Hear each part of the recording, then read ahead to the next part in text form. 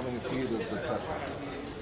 Correct. Okay. You and Mike will handle Carter just being live. Okay.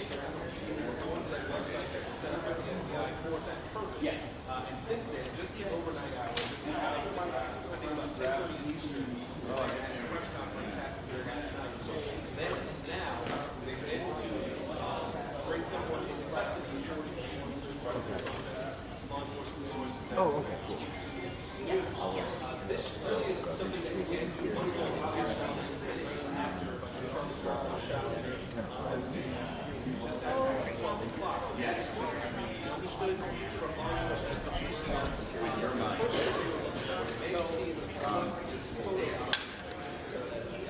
Oh, that yeah, we get back.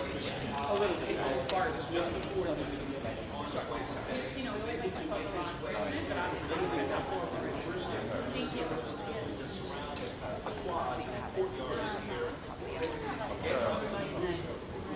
I think I'm hardwired on it, right?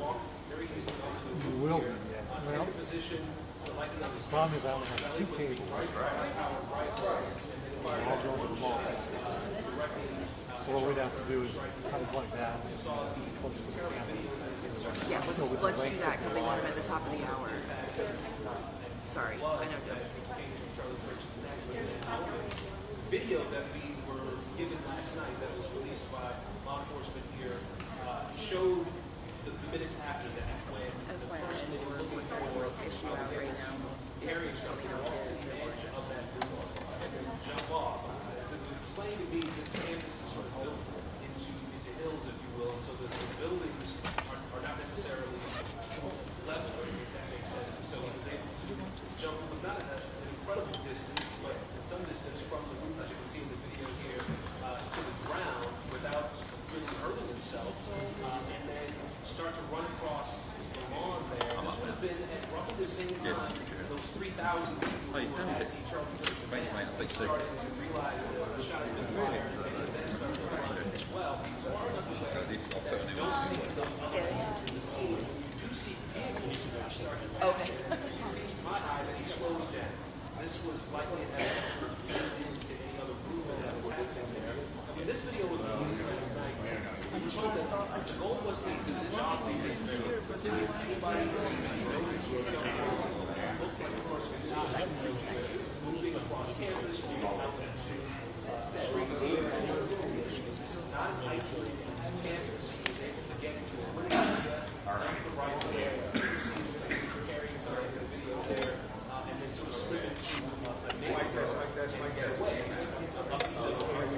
So it seems at this point, like our reporting here with officials here, just for the it seems as though the photos that were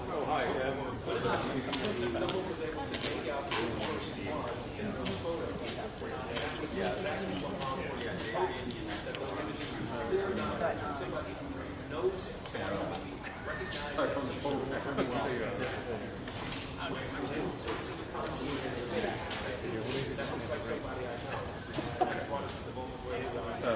Should I maybe sit there? I guess.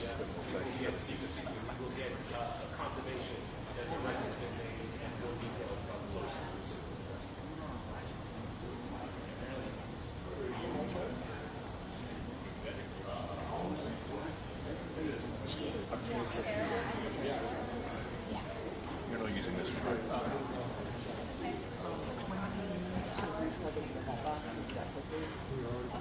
We are, okay, perfect. Oh, perfect, okay.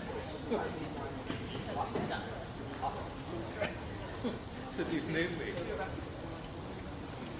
Yeah, this is that one that I think is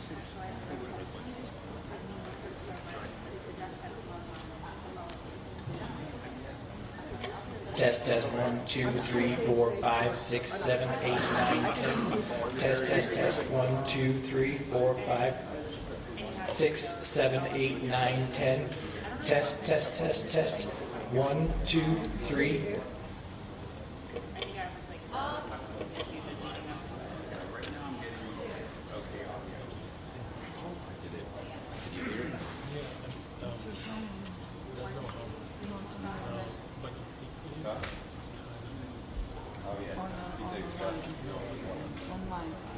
Yeah, you're absolutely right. We got the notification that there was going to be a briefing just a few minutes before President Trump made those statements on television.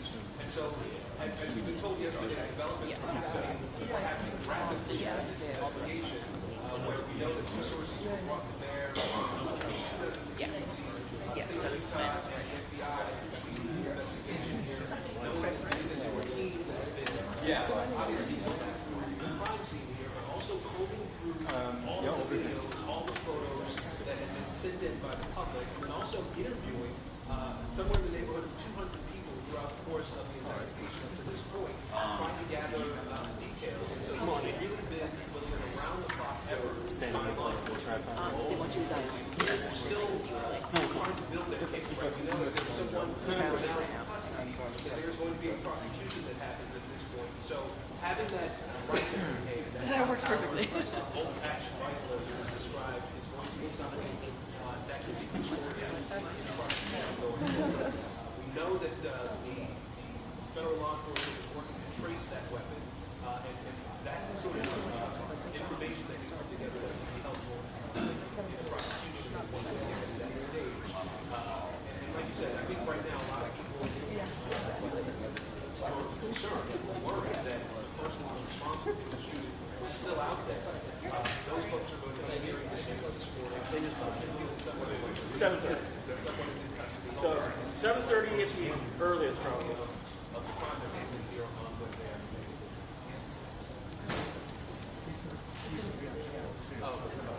Okay, I'll tell Eddie, thank you.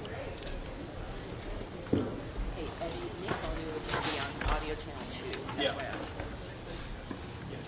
Yeah.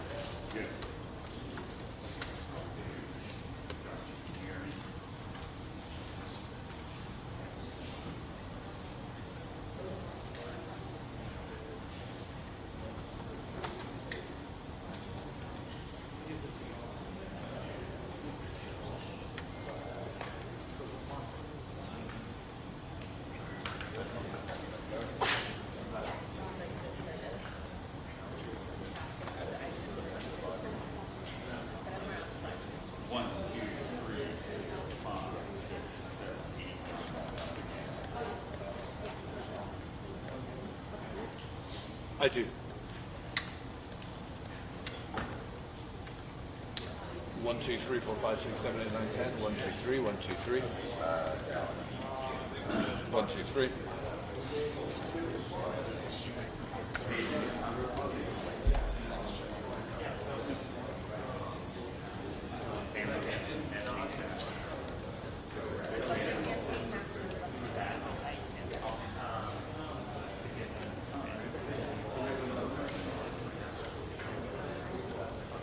Cool.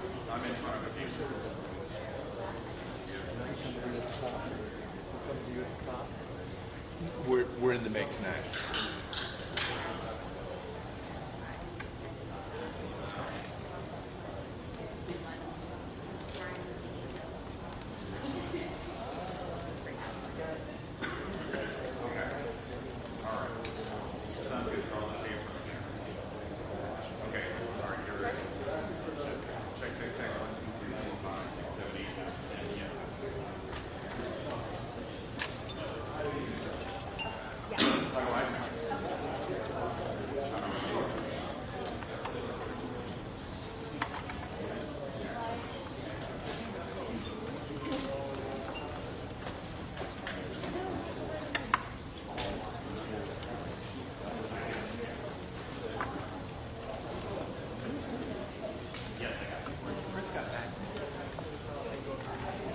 Well, obviously, anticipation. We are waiting to get more information. We are waiting for the opportunity to ask questions, to try and fill out some more of the details, to add to that fantastic reporting that Evan was just giving you on air now.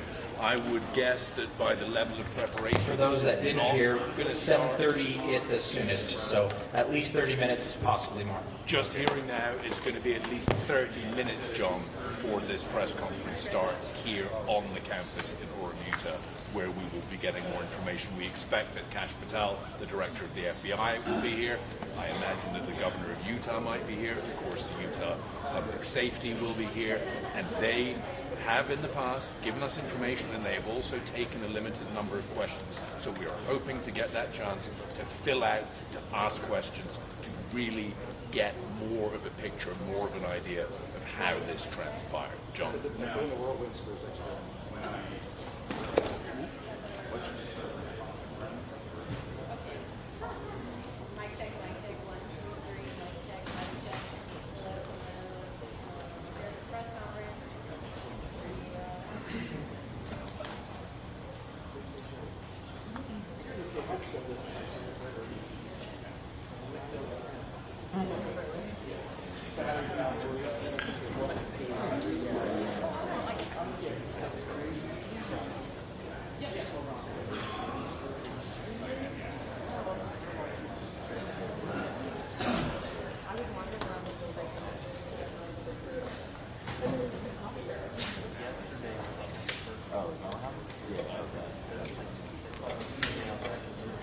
Mic check, 1, 2, 3, 1, 2, 3, 4, 5, 6, 7, 8, 9, 10.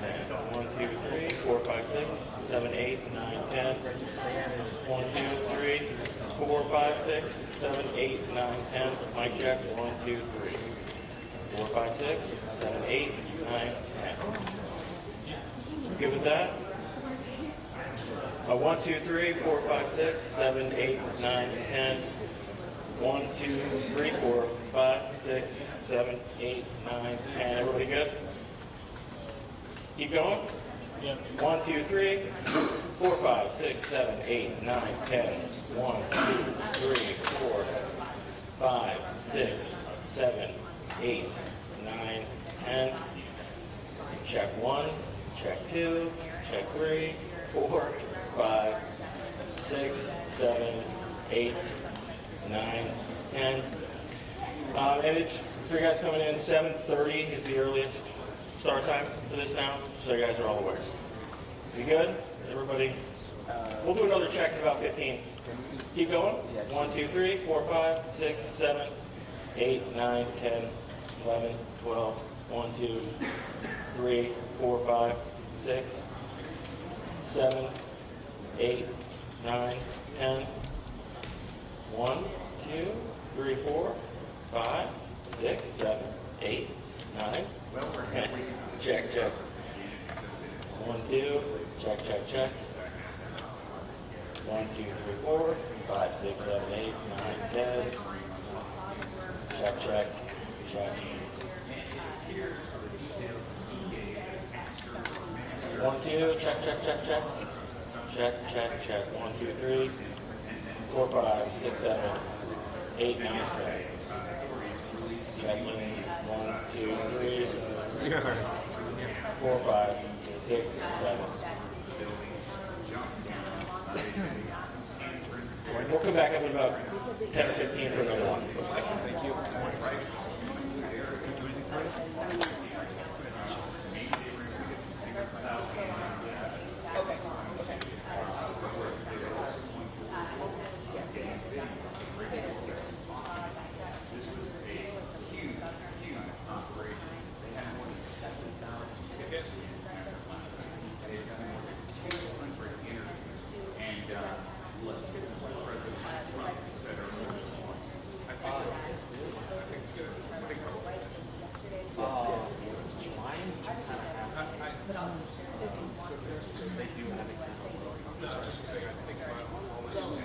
Yeah, hi, Mike. You have to think that this one would be concrete. I have to say, rather than thrown together hurriedly, we were expecting a news conference starting right now, but we're told that's been delayed by half an hour at least. There will be a full lineup ready by our director and national sales when they come to the podium and reveal the details.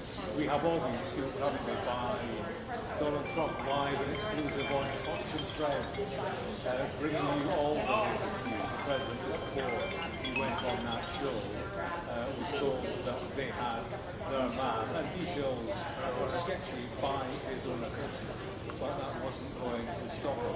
What appears to be the case is that a family member recognised the individual, still interviewed the police yesterday, and from that video footage of the figure making his escape, running across the room, dropping down the ground and making his way into Rueda. There seems to be, according to the list and the president, a minister involved, somebody religious, might have gone to the father of the alleged shooter at that stage.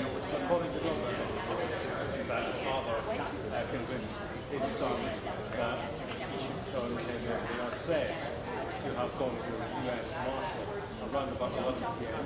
last night. Donald Trump, the president, said he's aged about 28 or 29, to be sure.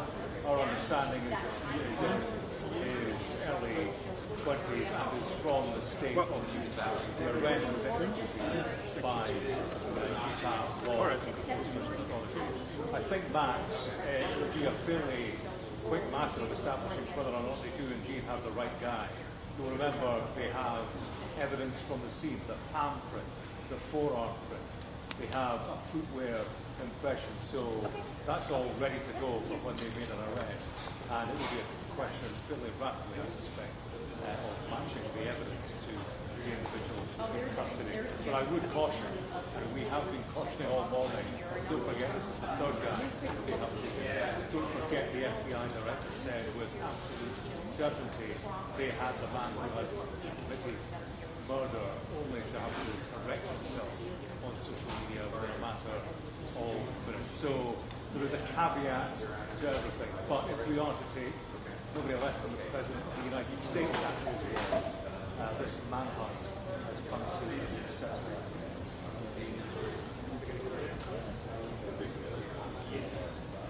So far, I haven't.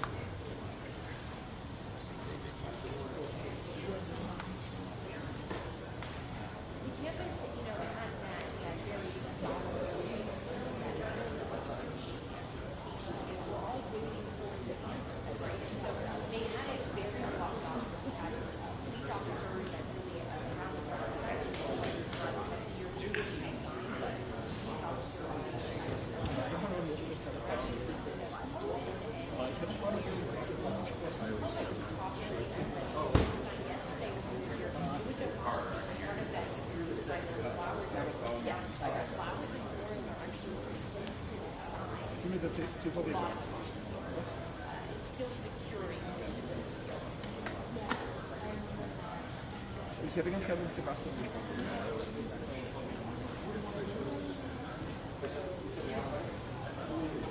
okay, können wir nicht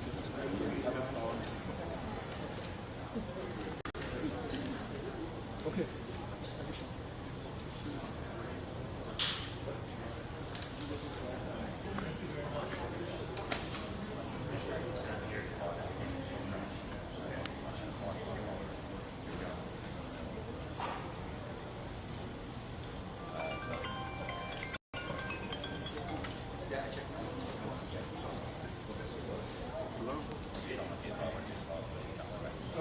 Also ja, okay. Ja, die Pressekonferenz verschiebt sich um eine halbe Stunde. Ist genau also es wäre besser da.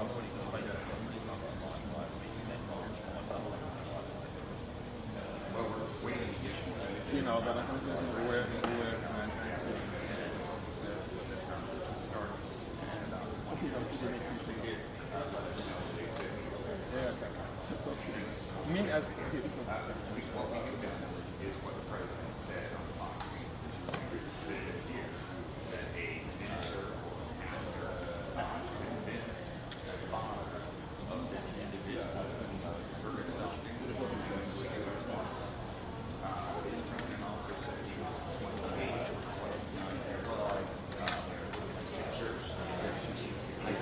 they keep you there for a long time. And they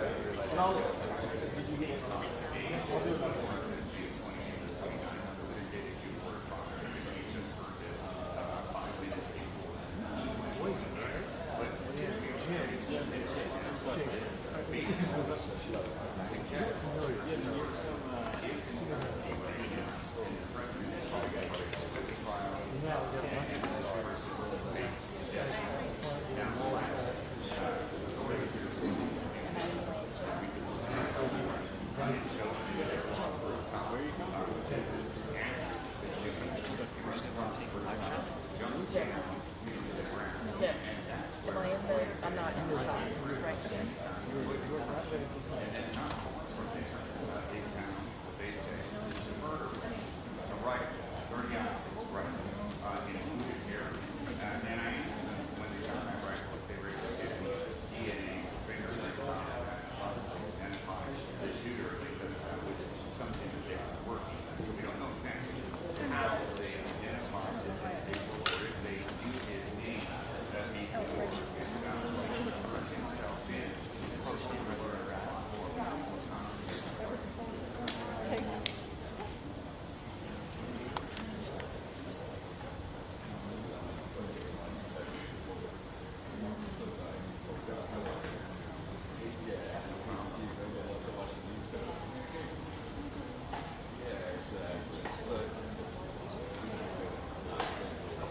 I don't think it's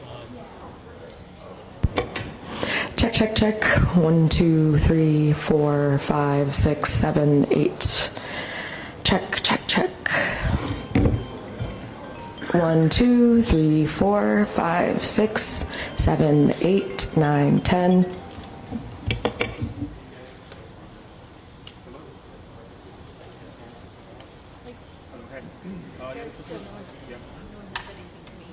Gotcha, all in there. They said the mic check was super overmodulated on that audio. The podium, yeah.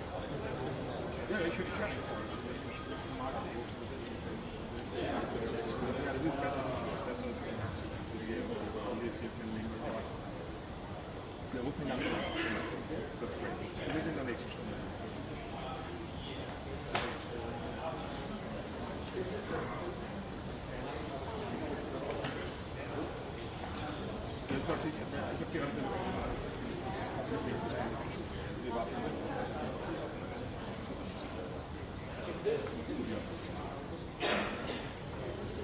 All right. Okay, cool. This is the... Jim, control room's asking, are we going to have 2 channels, one from podium, one for questions from here? You're getting that? Yeah, answer is yes.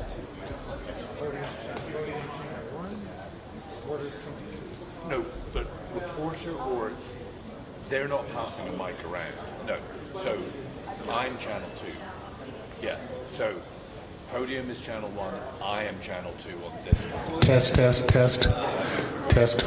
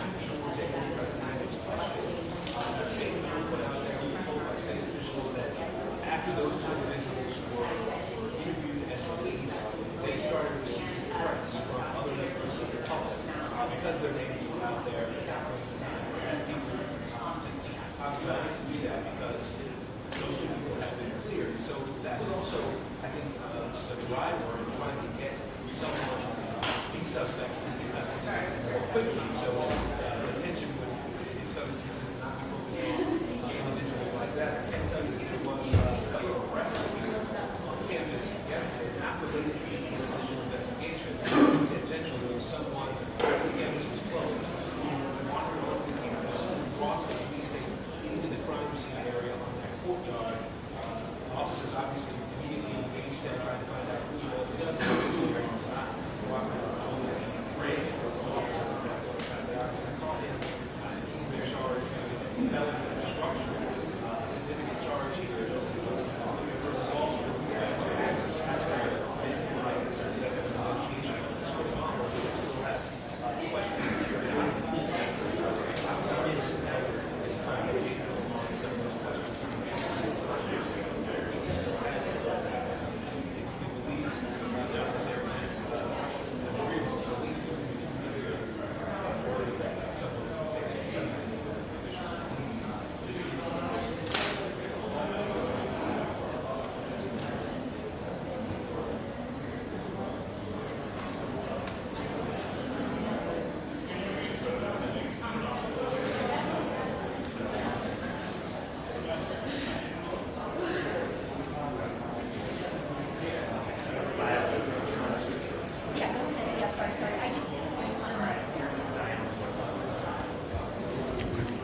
Check, check, check.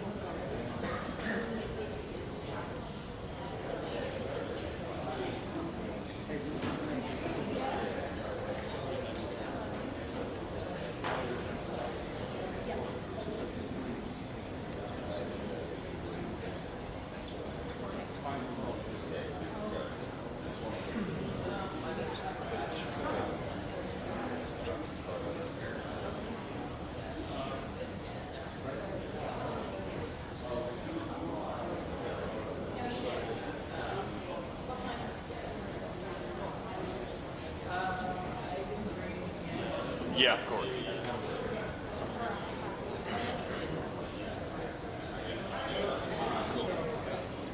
Sources telling you this Focus on the podium.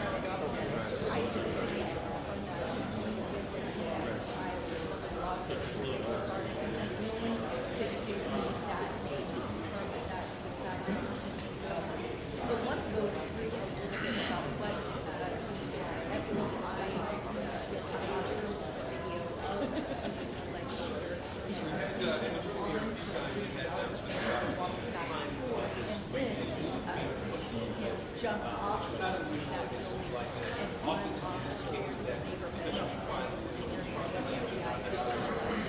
That high-powered rifle was obtained. Now, the question this morning is, who is this person?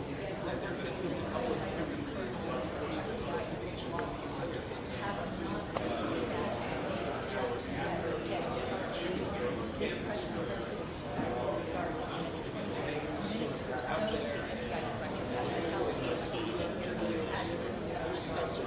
That's what they know about this person, why he steps back. So as soon as we get the information, confirm this name.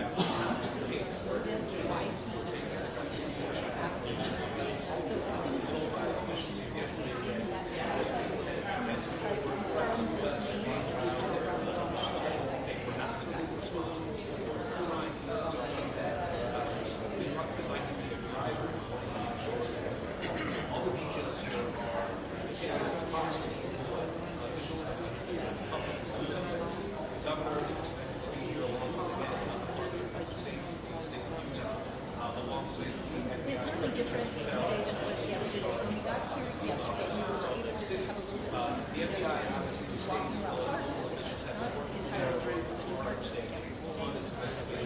So that was off. Not able to say to as frequently as something else that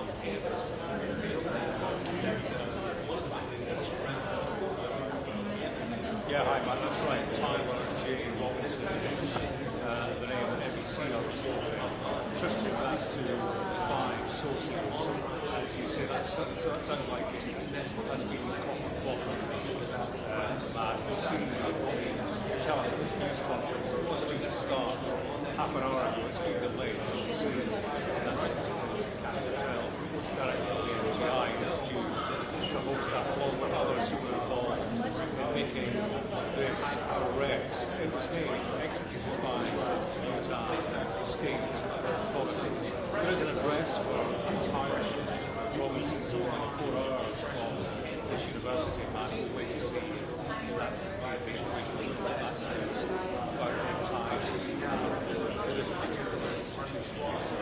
Valley University assassination took place. But for officials to release the name of the suspect has been there's a high degree of confidence to bolster what we have heard from the president himself. With Donald Trump, you need to check this out. He himself said that some people say that ISIS will not be quite at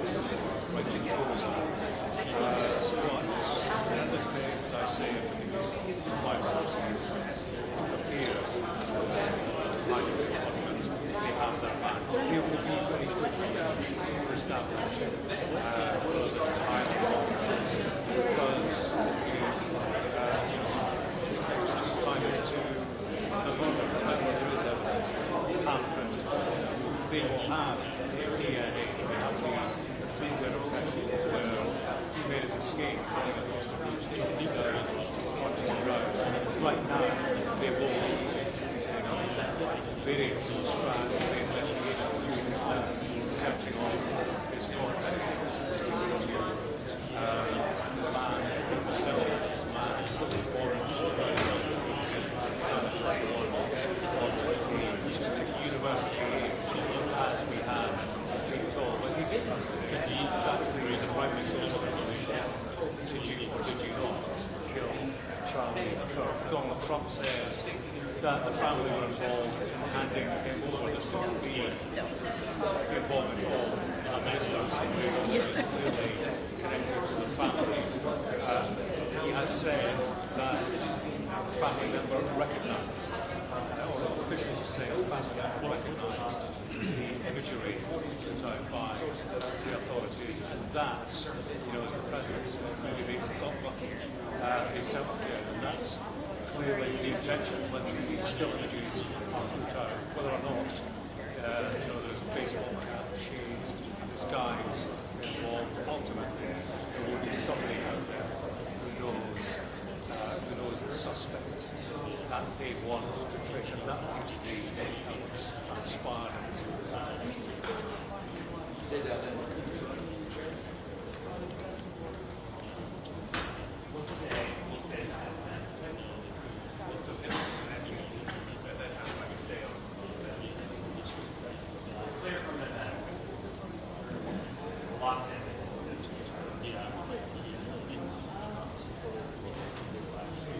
I would say, in terms of the overall atmosphere here, it's been a heavy sense of grief more than anything else. Sure, the debate and the politics rage on, reverberate across this country. But I was at a vigil last night, held in town, well organised, lasted for several hours. I spoke to Rueda, and I said to him, what are the emotions what's in your mind?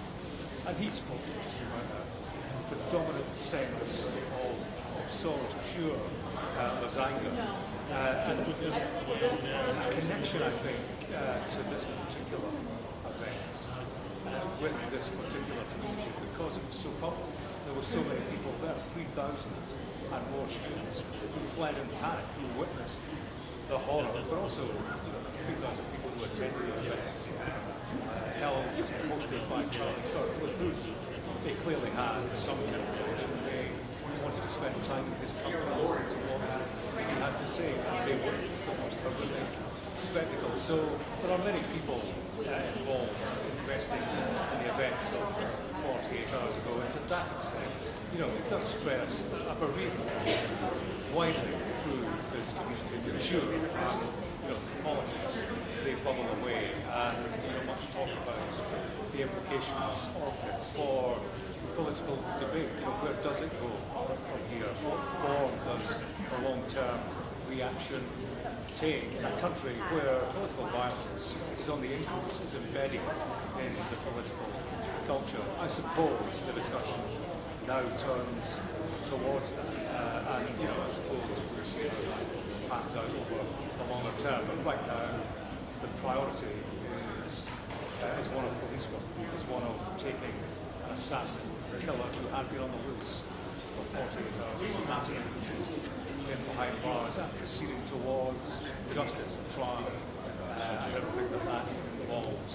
Authorities here at the news conference last night, they say that they are looking for the death penalty in this case. So right now, I suppose the right legal process kicks in, making sure that everything is done appropriately and properly, and that the legal process takes its proper course, and that involves questioning principally of the suspect who's in custody, speaking to people who knew them, and of course interrogating why this happened in the first place. Questions this morning at this news conference will be about some of the detail reported that hasn't been confirmed by the authorities. Reports like writing on casing, shell casings. There are reports that was all about culture war and all about political motivation or a political motivation behind the assassination. We can ask these questions later on now that the authorities might be in a position to expand on that rather more. But yeah, the question is now focused on who the individual is, why did he commit this murder, and what would be the wider foundations, and does it indeed amount to political violence? That has been the big assumption, but that actually has been a mystery as long as the identity of the shooter has been a mystery. Nobody can say for certain what was behind this. On that right now, my guess is they should upstage I'm based on one of our founders. Chris. We talked very briefly. Nice to meet you. Yeah, sorry.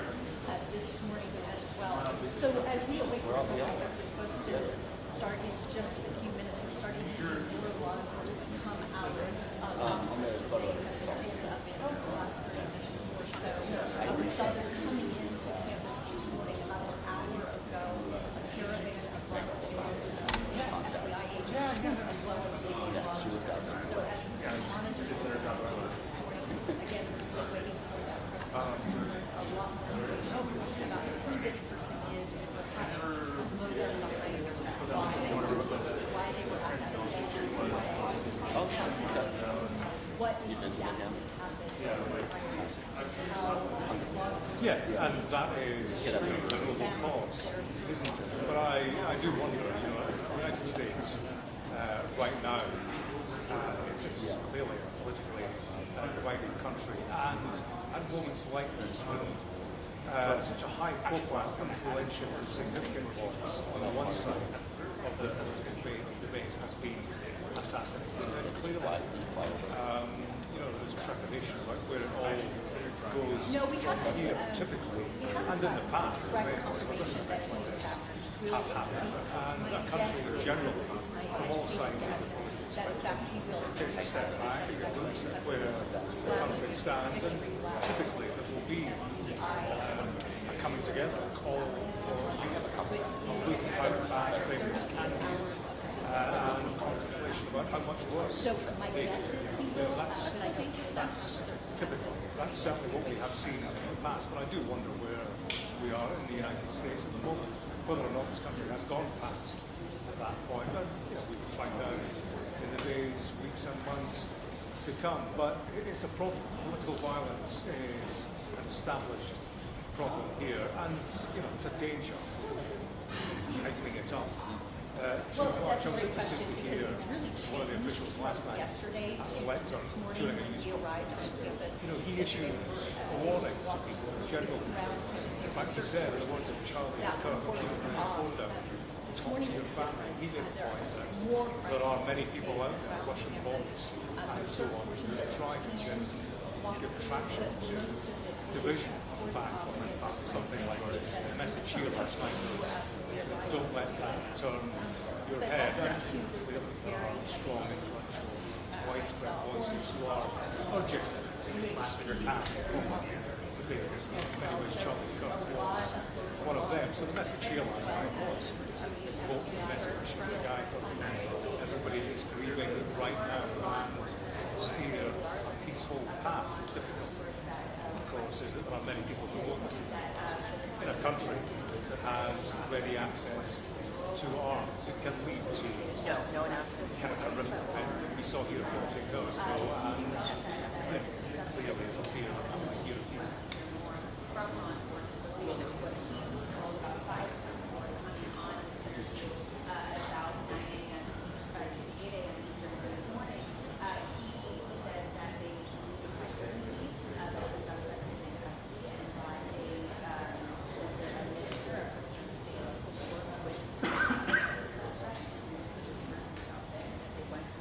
It was interesting when he did in fact say that, and he thought perhaps that suspect might have been a college student here on campus.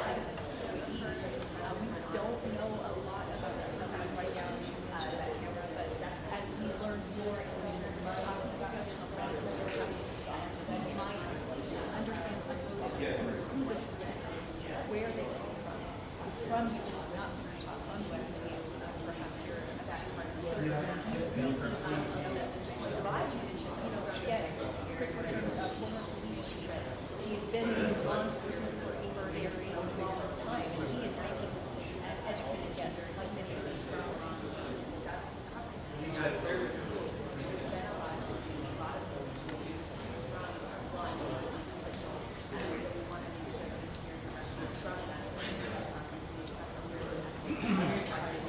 No worries.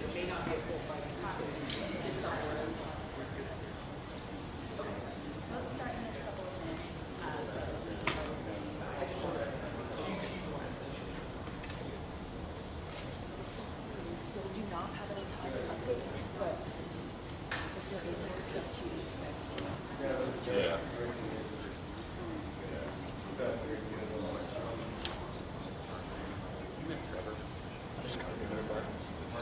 Do a quick mic check again. Yeah. Check one. Check 1 2. Check mic check 1 2 3 4 5 6 7 8 9 10. 1 2 3 4 5 6. We're hoping to get at least a 3-minute warning when they start walking, but we haven't got that yet. So 1 2 3 4 5 6 7. Everybody good? 1 2 3 4 5 6. Good.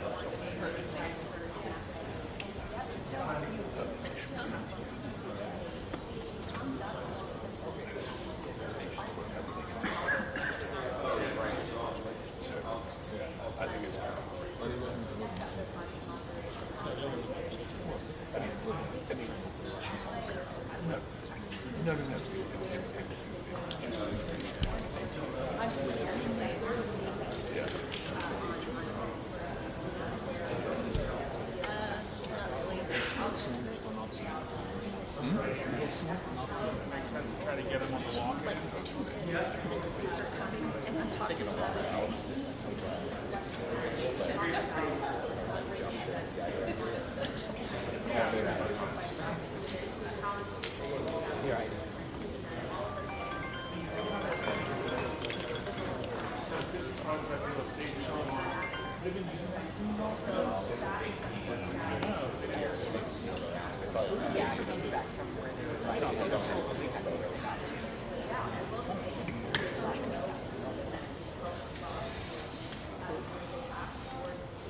So still no official word on the start time. We will try to give at least a 5-minute warning on that, but we'll do our best on that.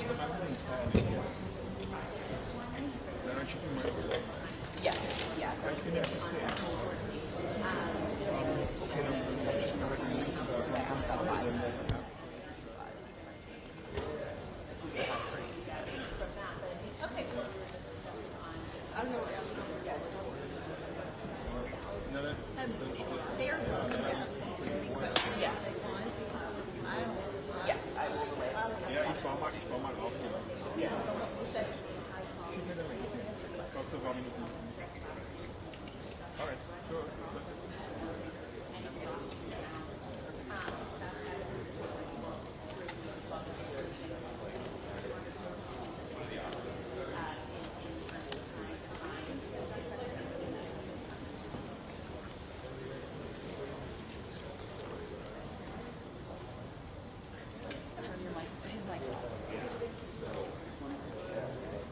We need my mic. Yeah, we need his mic. We have to.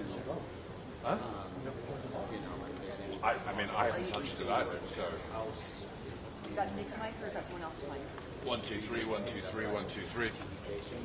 1 2 3 1 2 3 1 2 3. Eddie, do you hear Nick? Okay. He said it's extremely low. If it's possible. Yeah. I think being proactive, just assuming that. Well, we are hearing that it is not going to be now. We do not have an exact start time. We are told that we will hopefully get a 5-minute warning when that happens. I'm seeing press officials are gathering on the balcony above me, but no word yet on exactly when. We hope to be able to give you a 5-minute warning when that comes. John. Okay. I was sitting here yesterday. I still owe you. Nice guy, mustache. Okay. I'd say if he comes over here, I'll offer him like some only because he's literally like I've worked in this force application.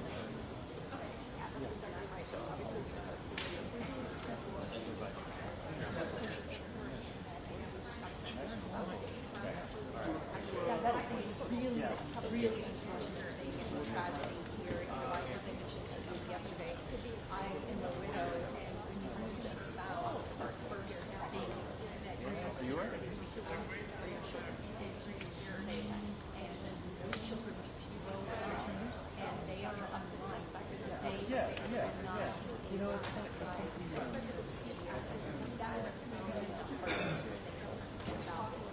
so much are photos are circulating, and I do understand that some social media companies are trying to take some of those videos down that show the worst of the violence, but they're not going to make all of them, and that is really the difficult thing, particularly when you think about those children as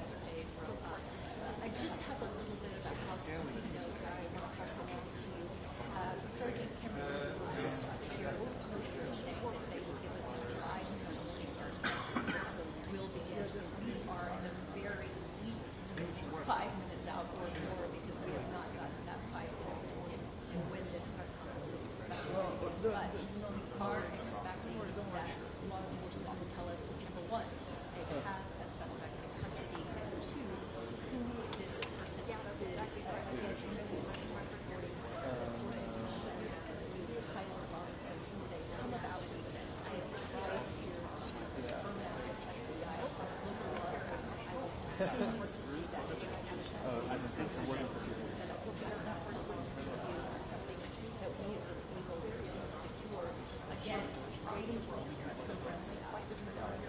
led to believe that Cash Patel, the FBI director, will be front and centre of it, but there will be other players,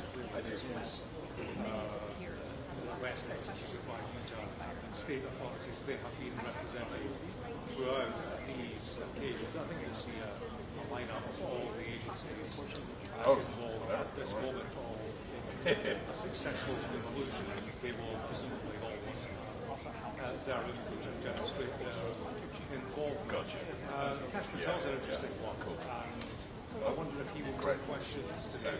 Last night, there was a news conference. He was present, having flown in. And of course, he's been controversial in this particular episode. Controversial to the extent that you wonder about his long-term future.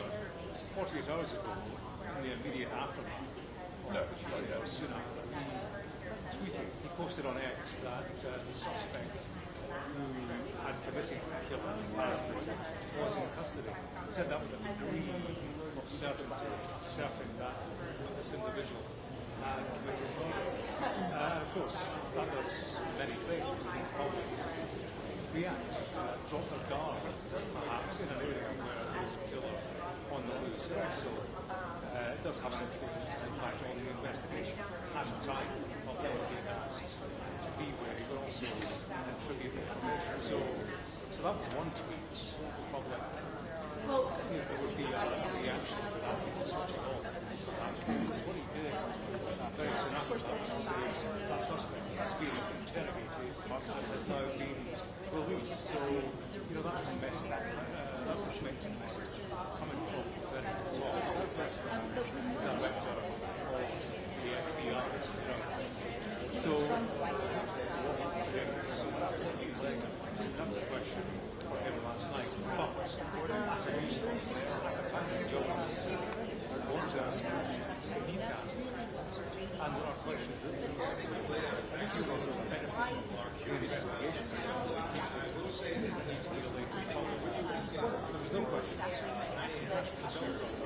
Statements only, anybody can ask anything. So nobody could ask us. Actually, it's not going out. Ask them about this. So, did you misrepresent the investigation? Did you endanger public safety? These are questions that there's a statement, interestingly, on a White House official. He was asked about President Trump's view of Cash Patel and his handling of this Charlie Kirk affair. I'll read you the quote. This is White House official. Director Patel is working night and day on this case.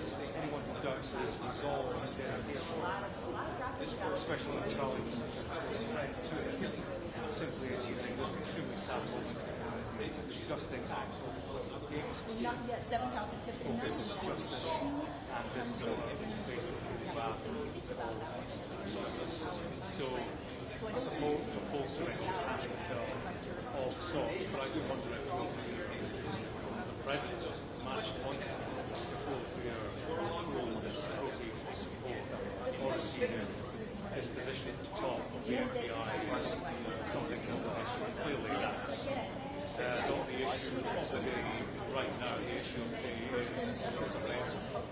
Who is Tyler's officer? Why did he do this? What was behind this political institution? High-profile political figure in this country. I do get the impression that Donald Trump has pounced everybody into this breaking of videos. We got a late show to get to this place. We were in the news conference at the top of the hour. That was 45 minutes ago. And you've been told it's been delayed, we'll give you a 5-minute warning. Seems rather more than 5 minutes away to be. So the press people traveled into Utah Valley University where the shooting took place. No indication as to when this is going to start. They will want to be dotting their eyes and crossing their T's. Cash Patel will be hosting this news conference, certainly work to follow in accuracy on this one. So, there are reasons, I suppose, why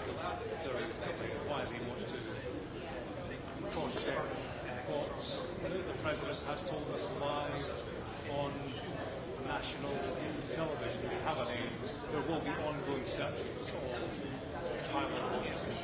Obviously, it will be questions. It's valid. Referencing with the evidence they have, DNA presumably in the West, the forearm, they say in the state and escape that shooter. So all of that work is ongoing right now. I suppose in terms of the detail of the press conference, that's up to the I guess it's all everything, all the furniture, journalists, international media out of place. Just wait for national television.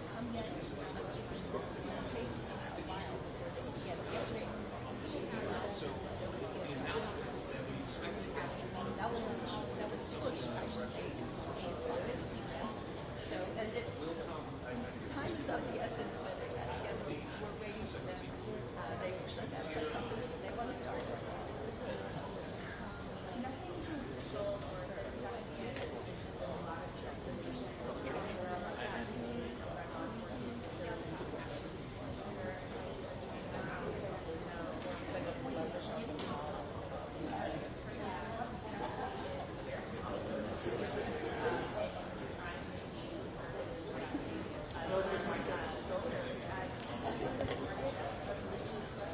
Check 1 2, mic check 1 2 3 4 5 6 7 8 9 10. Yeah, mic 1 2 3 4 5 6 7 8 9 10. Check 1 2 1 2 3 4.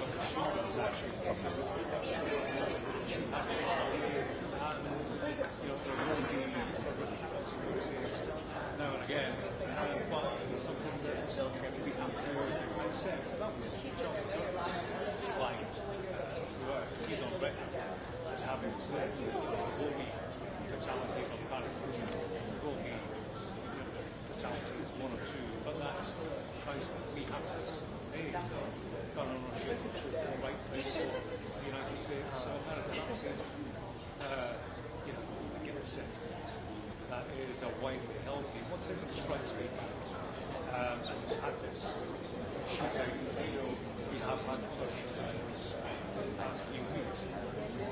When they take place, there is an actual debate, I find, across the media about access to guns. It's almost not part of the discussion any longer. It is for us.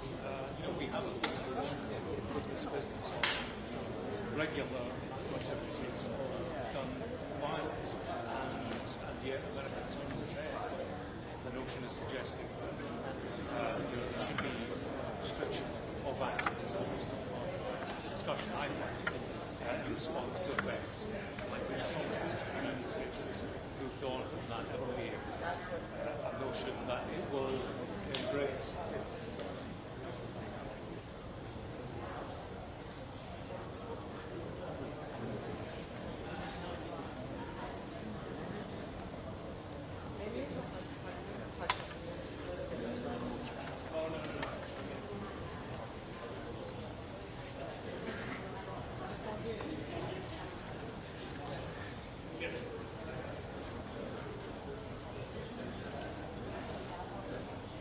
Fact.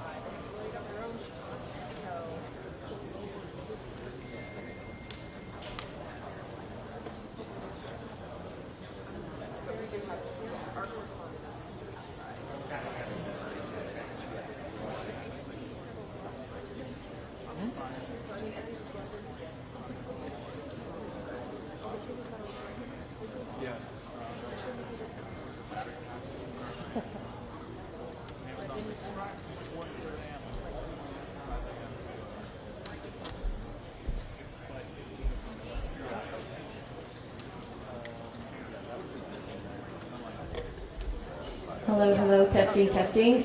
Hi, everyone. We are 4 minutes out from starting the press conference. Thank you.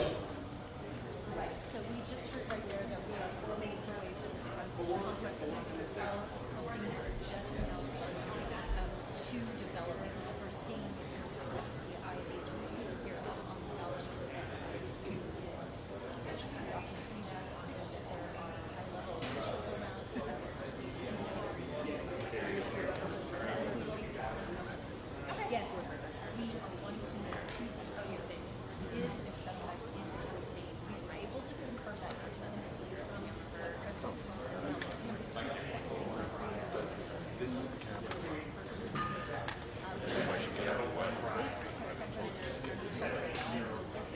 Are you planning on running by Cash Patel as well as Spencer Phillips? Eddie, can you hear me?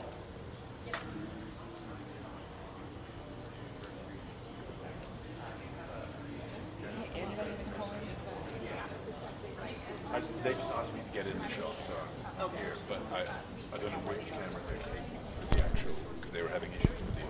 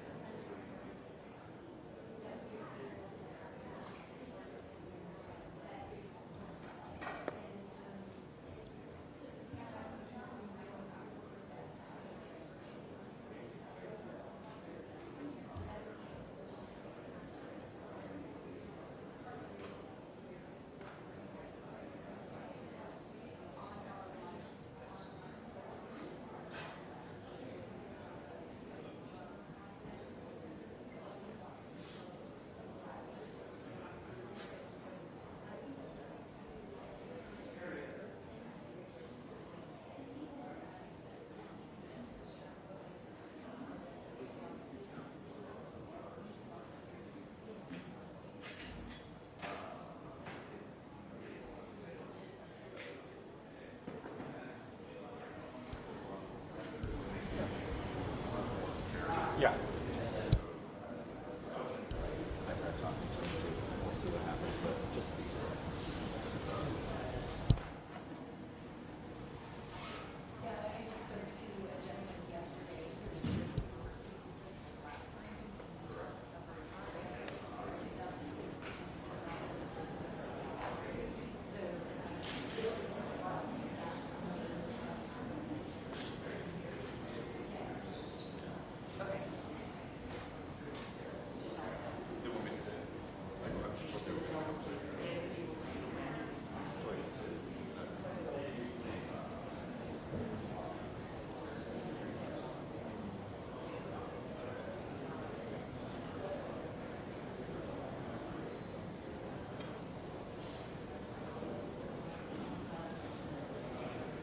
That's right, John. We were given a 4-minute warning 3 minutes ago, so we are expecting any second to see the officials coming in.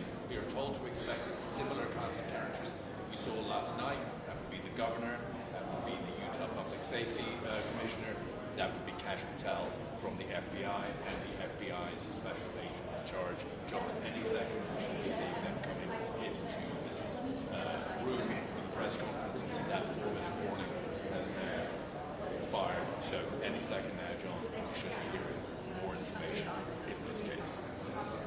3 minutes ago, so we've got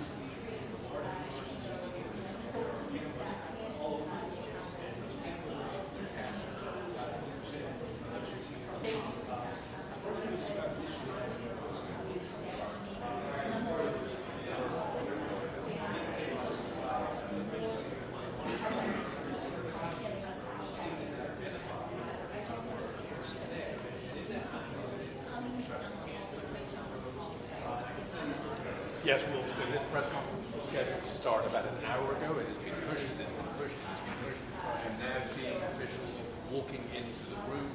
They will be moving to the podium any second now. I'm trying to see if I can see Captain Bell. And also so far, they are moving towards the podium, and we are going to get this information. And now we have been waiting for about an hour for it. So, yeah, officially moving towards the podium. So, there is Cash Patel, the director of the FBI. So I believe I should get out of the way. Good morning, ladies and gentlemen. At today's press conference, we will hear from Governor Cox, FBI Director Cash Patel, and Sheriff Mike Smith. We also have with us Utah DPS Commissioner Bo Mason, Lieutenant Governor Deidre Henderson, FBI Special Agent in Charge Robert Bowles, and local and federal law enforcement partners. Following the remarks today, Governor Cox, Director Patel, and Commissioner Mason will take questions. Thank you.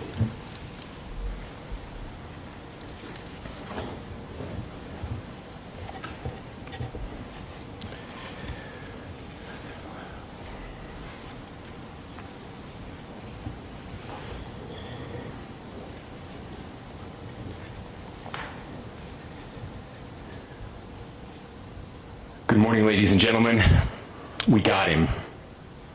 On the evening of September 11th, a family member of Tyler Robinson reached out to a family friend who contacted the Washington County Sheriff's Office with information that Robinson had confessed to them or implied that he had committed the incident. This information was relayed to the Utah County Sheriff's Office and scene investigators at Utah Valley University. This information was also conveyed to the FBI. Investigators reviewed additional video footage from UVU surveillance and identified Robinson arriving on UVU campus in a gray Dodge Challenger at approximately 8:29 a.m. on September 10th, in which he is observed on video in a plain maroon t-shirt, light-colored shorts, a black hat with a white logo, and light-colored shoes. When encountered in person by investigators in Washington County on September 12th, in the early morning hours, Robinson was observed in consistent clothing with those surveillance images. Investigators interviewed a family member of Robinson who stated that Robinson had become more political in recent years. The family member referenced a recent incident in which Robinson came to dinner prior to September 10th, and in the conversation with another family member, Robinson mentioned Charlie Kirk was coming to UVU. They talked about why they didn't like him and the viewpoints that he had. The family member also stated Kirk was full of hate and spreading hate. The family member also confirmed Robinson had a gray Dodge Challenger. Investigators identified an individual as the roommate of Robinson. Investigators interviewed that roommate, who stated that his roommate, referring to Robinson, made a joke on Discord. Investigators asked if he would show them the messages on Discord. He opened it and showed several messages to investigators and allowed investigators to take photos of the screen as each message was shown by Robinson's roommate. These photos consisted of various messages, including content of messages between the phone contact named Tyler with an emoji icon and Robinson's roommate's device. The content of these messages included messages affiliated with the contact Tyler, stating a need to retrieve a rifle from a drop point, leaving the rifle in a bush, messages related to visually watching the area where a rifle was left, and a message referring to having left the rifle wrapped in a towel. The messages also refer to engraving bullets and a mention of a scope and the rifle being unique. Messages from the contact Tyler also mentioned that he had changed outfits. I know there's been speculation as well as to the writing on those casings, those bullet casings, and I believe we have that as well. And I'll share that with you now. So the area north of Campus Drive Road where the suspect crossed over, you saw some of that in the video that we released last night, consists of a grassy area with trees on the edge of the UVU campus. investigators discovered a bolt-action rifle wrapped in a dark-colored towel. The rifle was determined to be a Mauser Model 98 30-06 caliber bolt-action rifle. The rifle had a scope mounted on top of it. Investigators noted inscriptions that had been engraved on casings found with the rifle. Inscriptions on a fired casing read, "Notices, bulges, capital O-W-O, what's this, question mark." Inscriptions on the 3 unfired casings read, "Hey fascist, exclamation point, catch, exclamation point." Up arrow symbol, right arrow, and symbol, and 3 down arrow symbols. A second unfired casing read, "Oh Bella Chow, Bella Chow, Bella Chow, Chow Chow." And a third unfired casing read, "If you read this, you are gay, LMAO." We are indebted to law enforcement across the state who's worked seamlessly together, local law enforcement, state law enforcement, and our federal partners with the Federal Bureau of Investigation. We're grateful for everyone who worked together in such a short amount of time to find this person and to bring justice. I want to thank the public who has been so engaged, reviewing videos, helping us with sending in tips, and helping us get to this point. I want to thank the family members of Tyler Robinson who did the right thing in this case and were able to bring him into to law enforcement as well. I especially want to thank the family of Charlie Kirk, Erica, Charlie's parents, his children. I want us to be thinking of them as we bring justice in this case. They will be involved in that justice. We will be working very closely with them as we move through this process as well. This is a very sad day for our country, a terrible day for the state of Utah, but I'm grateful that at this moment we have an opportunity to bring closure to this very dark chapter in our nation's history. With that, I'll now turn the microphone over to the Director of the FBI, Kash Patel. Thank you, Governor. This is what happens when you let good cops be cops. The FBI and our partners are proud to stand here today together to bring justice to the family of Charlie Kirk and honor his memory. I want to express my deep gratitude to President Trump, the Vice President, and the entire White House who have been so incredibly supportive with both resources and just personally to the FBI as a team. They had our backs the entire way, and I just want to express my gratitude for giving us the resources we need to operate in this space to bring this sort of justice at this sort of speed. In 33 hours, we have made historic progress for Charlie. Governor Cox, our partnership has been absolutely incredible these last few days. Our partnership will endure. Your state and local partners, your sheriffs, your DPS community has been unbelievably impressive in the hardest of times. And a case like this cannot be solved, cannot be brought without partnering with your state and local authorities. The FBI has a certain role to play. We will play that role, and we will lead out for the federal government. Governor Cox, we are so grateful for your state partnership that led out on this investigation. A little bit of the timeline.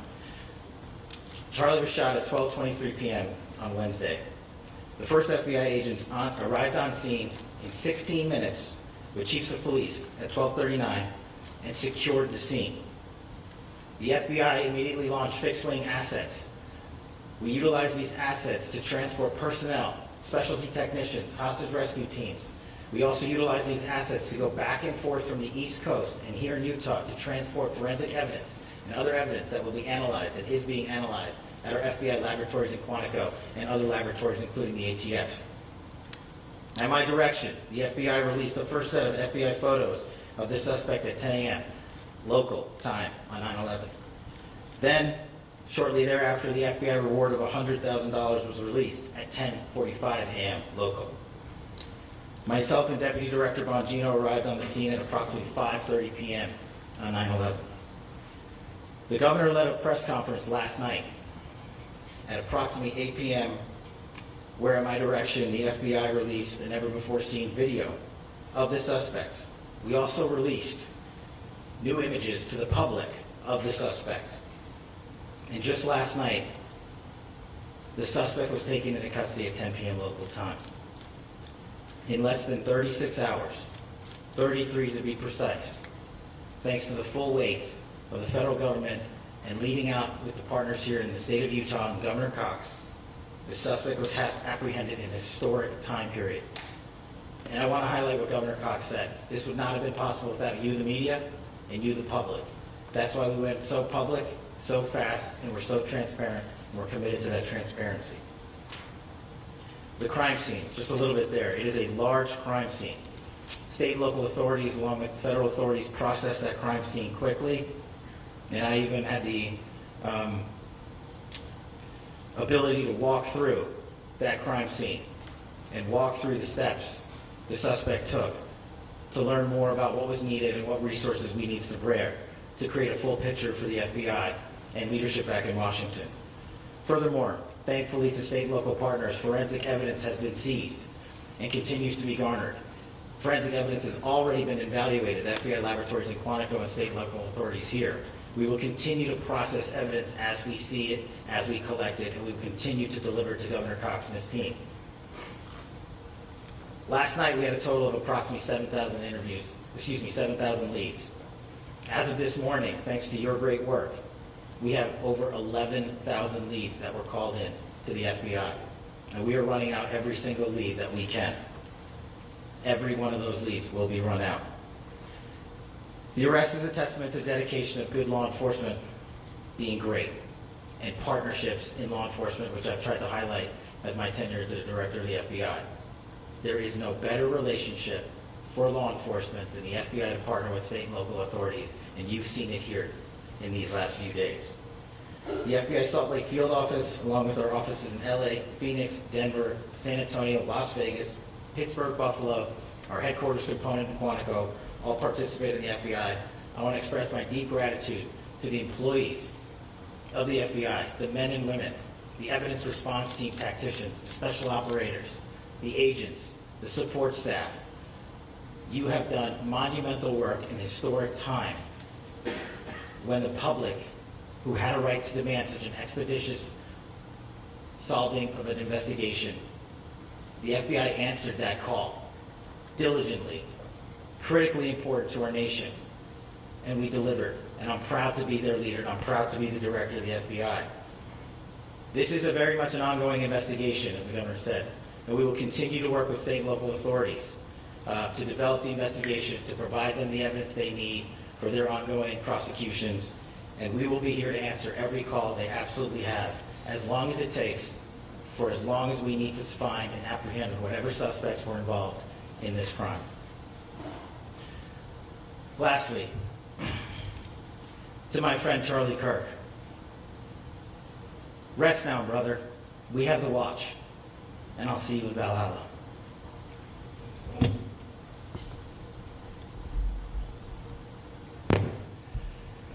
Thank you, and good morning. I would just like to take a few minutes as the sheriff to express my gratitude for everybody who has played a part in this investigation. As you know, it's been a vast, a complicated, and a very, very fast-paced investigation. You're looking at people standing up here who are running on, if they got an hour's sleep in the last couple of days, they're probably lucky. It has been very taxing. It has been so impressive, speaking on behalf of the local law enforcement, to see the cooperation that we've seen in this type of case. Across the state, sheriffs, chiefs, our state partners have stepped up and have come to the call on anything that we needed. Our county chiefs have been phenomenal. Our Utah County Attorney, Jeff Gray, who's standing up here with us, has been phenomenal in leading us through this investigation. I would like to thank the federal government for their resources, their assets. Our local team here, our FBI team, has been extraordinary in helping us work through this and bring this person to justice. Most of all, I would like to thank the public, and specifically, I would like to thank the public who turned to prayers and who turned to positiveness for us. I would like to thank them on behalf of the law enforcement community because we needed those prayers. That's what we needed to get through this. We needed your support, and you gave it to us. We needed your patience, and you gave it to us. And I would like to thank you for the Kirk family because that's what they need, is your support and your prayers, and that will get us through all of this. So thank you everybody for everybody that has stepped up. We've had such a phenomenal response to this. Thank you.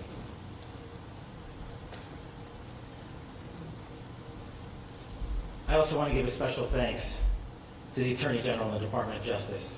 Their unwavering support and their commitment to justice is shown true here. And without AG Bondi and Deputy Attorney General Todd Blanche and the resources they brought to bear, we would not have been able to complete our mission. And I just want to say special thanks. It's an honor to be a part of the Department of Justice. Thank you again to our incredible law enforcement team who has worked so hard. Sheriff, I got a solid 90 minutes last night, so I'm probably the most well-rested person up here.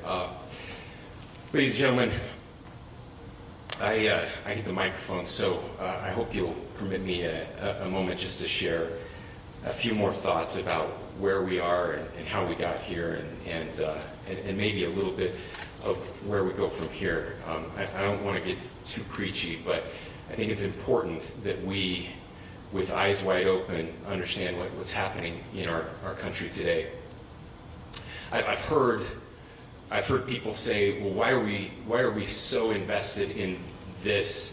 There's violence happening all across our country, and violence is tragic everywhere, and every life taken is a child of God who deserves our love and respect and dignity. This is certainly about the tragic death, political assassination of Charlie Kirk. But it is also much bigger than an attack on an individual. It is an attack on all of us. It is an attack on the American experiment. It is an attack on our ideals. This cuts to the very foundation of who we are, of who we have been, and who we could be in better times.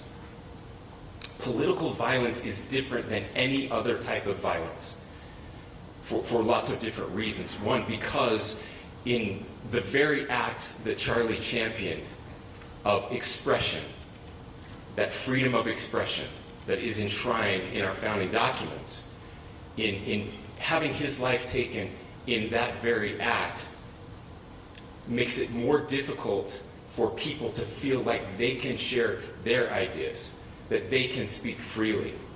We will never be able to solve all the other problems, including the violence problems that people are worried about, if we can't have a clash of ideas safely and securely.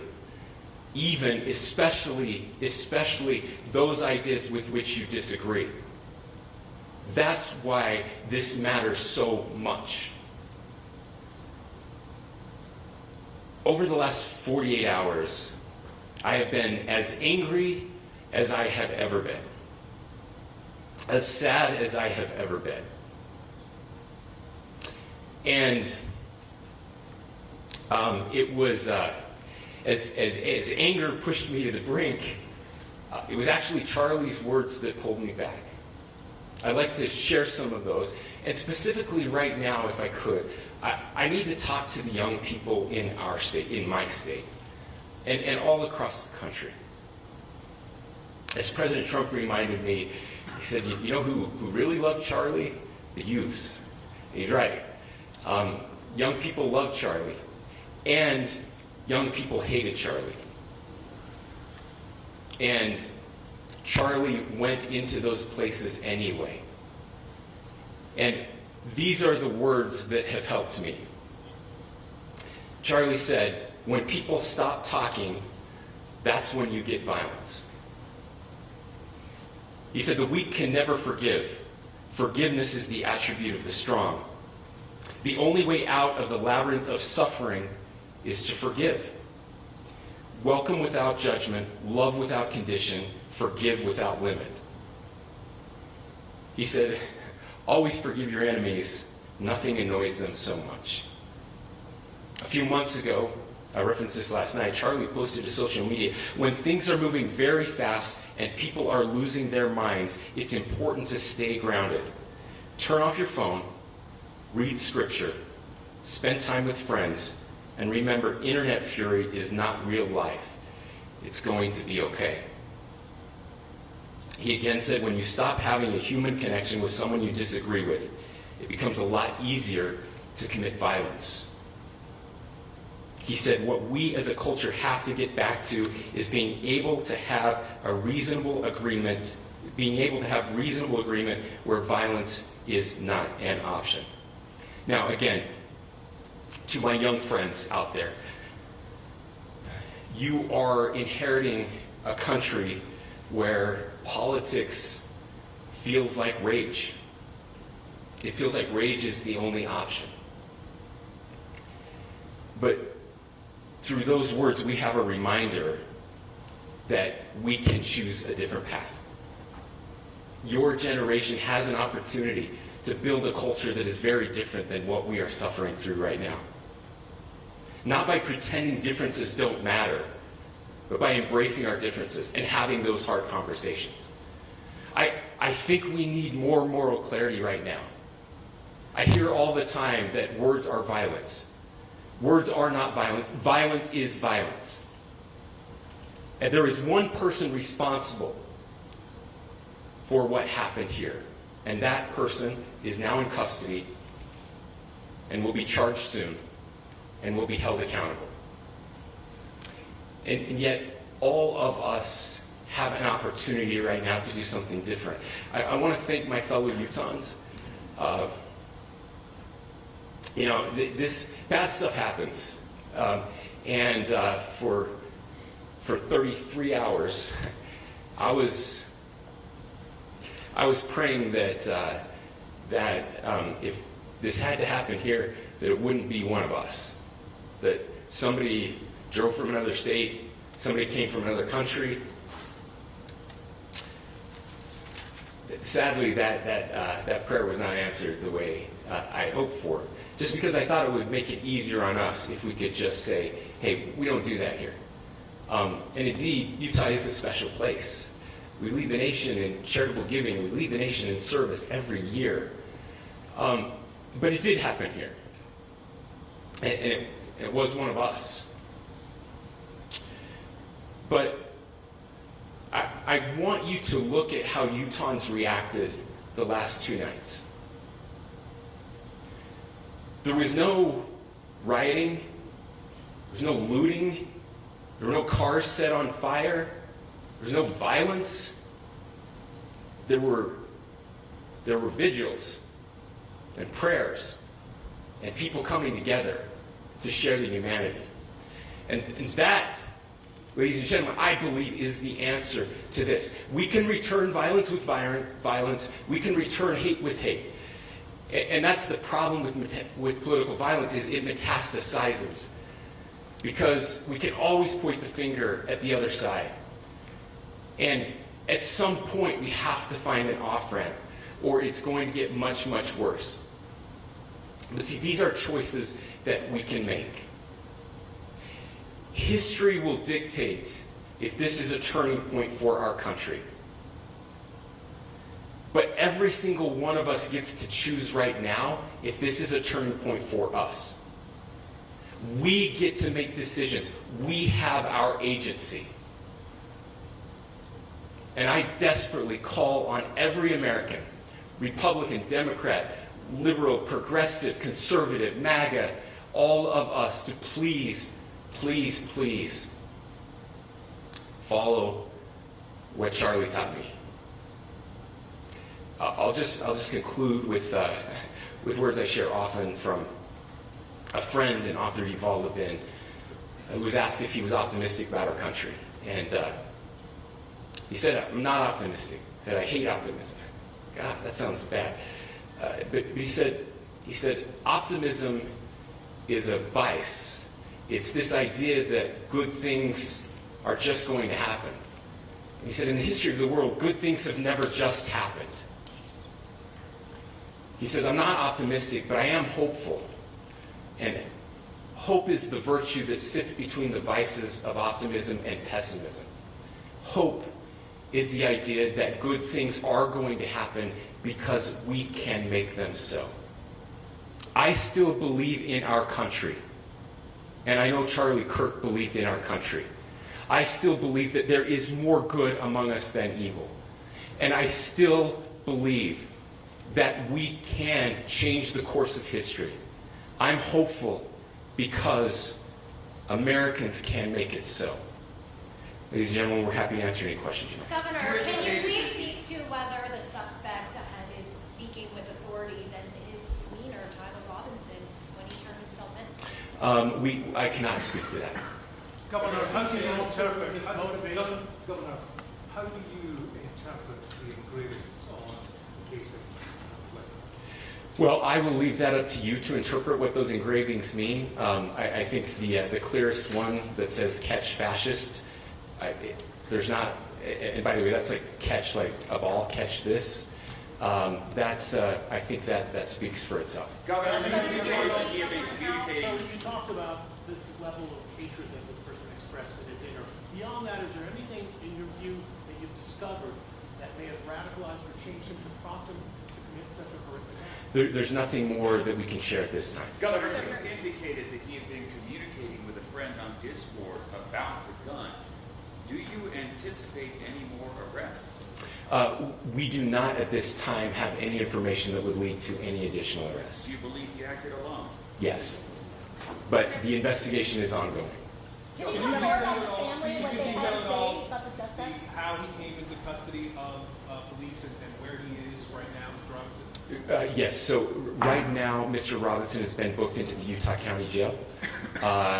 You heard the president this morning report that he was taken into custody, that his family and a friend helped to deliver him into custody of law enforcement in Washington County. Those of you that don't know where Washington County is, it is the southernmost, southwesternmost part of the state of Utah. It's about a 3.5 to 4 hour drive from here, where we are right now, and that's where he lived and where they turned him. Is he talking more about what the family is saying about Tyler Robinson? I can't share any more than what I've already shared. Is he talking Governor, with do you have authorities? details on how he got back to Washington County and how the gun was obtained?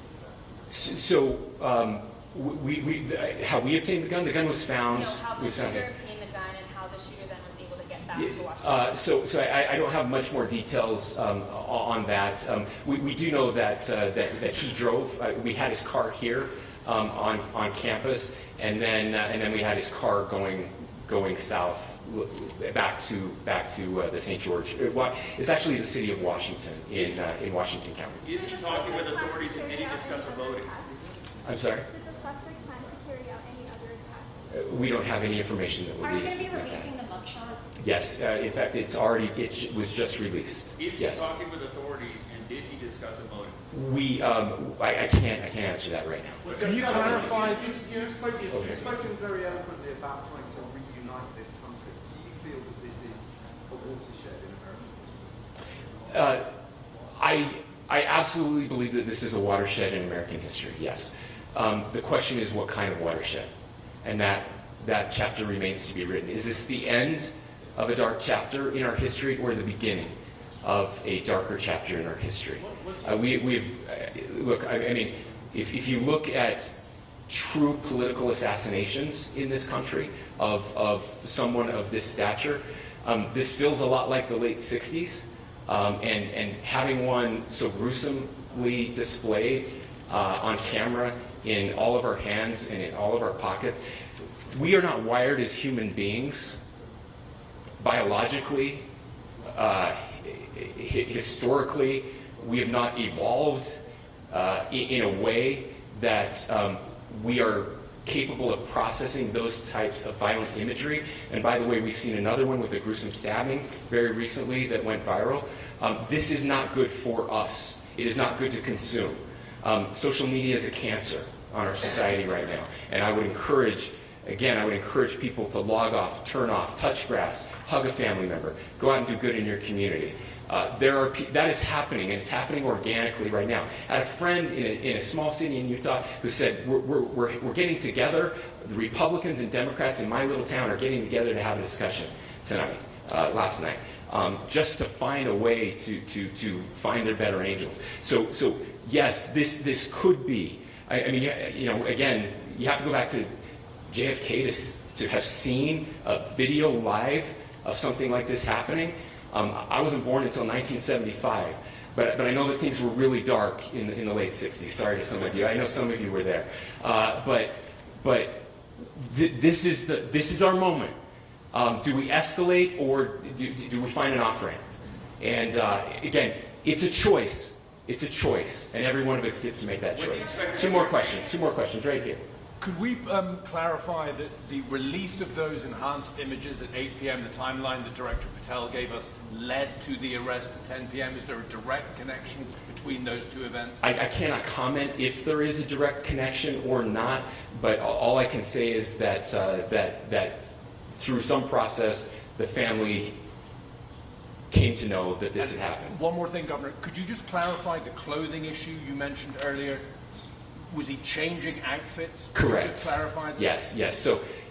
So when he's first spotted on campus, he has different clothing on, and then he changes clothing on the roof, and then changed back into that clothing at some point, so that when he was apprehended, when he was arrested, the clothing matched the clothing he had on before the shooting here at UVU. Last question here. You said that the suspect was from Utah. Can you kind of tell us a little bit more about where, and was he a student here at this university, and is there any history of mental illness? Yeah. So I don't have any information on the mental illness part. He was not a student here at UVU. He was living and had lived for a long time with his family in Washington County. Thank you, everyone, for your great work in getting this information out. I would just say, process-wise, this may be important. I know many of you aren't familiar with the process in Utah. I think it's important that you understand that. Basically, we have 3 days for charging documents to be filed. A CI will be filed. We'll have more information then, more detailed information as those charging documents are filed in preparation for a preliminary hearing. So 3 days. So we would anticipate then that early next week those charging documents will be filed. We will obviously be working. The county attorney will be working very closely with Mr. Kirk's family as those documents and decisions are prepared and made. Thanks, everyone.